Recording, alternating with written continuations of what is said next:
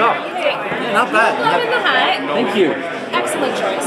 You had to be in the pilot to get one. Really? Spoiler alert. Trailer news. Yeah, no kidding, no kidding. I'm so excited for screening that tonight in Hall H. I want to see how people react when I come on screen. So Oliver's kind of under the delusion he gets to have a normal life originally this season. Delusion is the correct word. So how long is that delusion going to last? Like about 20 minutes. Barely. This will be an interesting year. We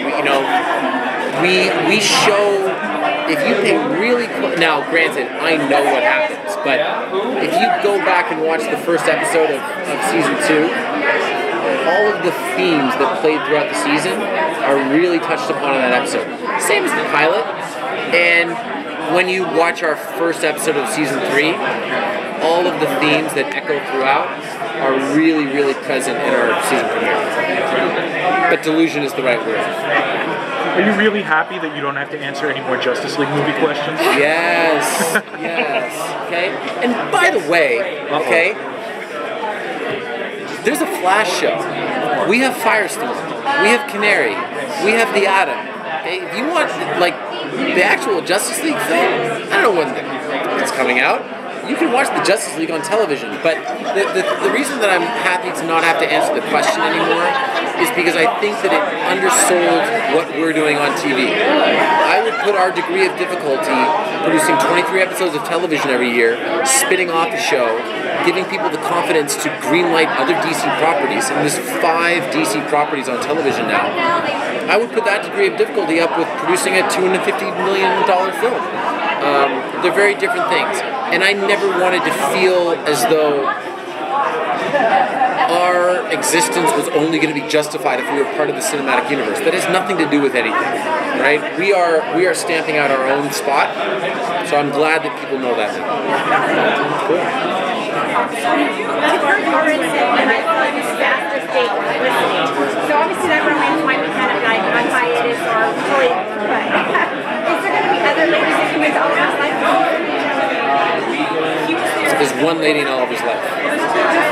Just one. So he hasn't counted all the women on screen lately, has he? It's just like... No, there's one woman in Oliver's life this year. Is that his sister? No, it's Felicity. It just seems like you've got, of course, Sarah and Laurel still out there, and they don't seem to have romantic interest.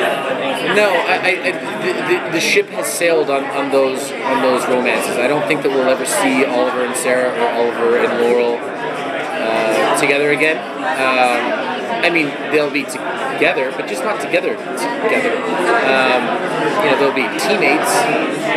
But no, we discover in the pilot the way that Oliver feels about Felicity. So, because of that, if we just introduce random love interests, it would kind of undersell what we do in the premiere.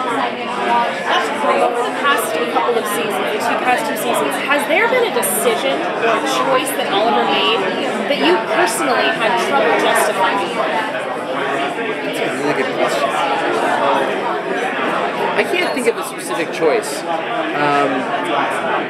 I will say that the storyline where Oliver has a child really hit home with me. When we filmed that episode, my daughter was 5 months old.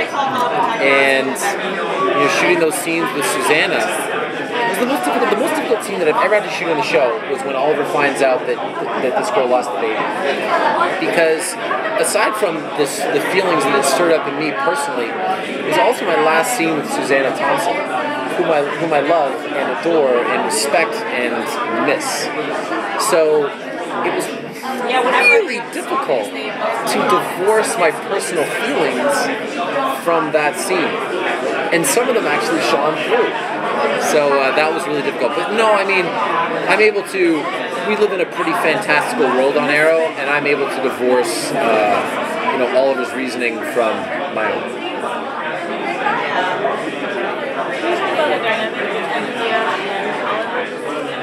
Between Thea and Oliver, it's all about unspoken things. Oliver made a commitment to Thea to be more honest with her, and when Oliver and Thea finally meet up, he is more honest with her. He reveals things that he's never told her.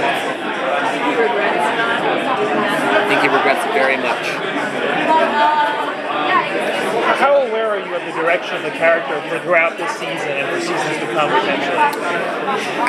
The coolest thing that we talked about is I really do think that we are moving to a spot where we will refer to my character as the Green Arrow.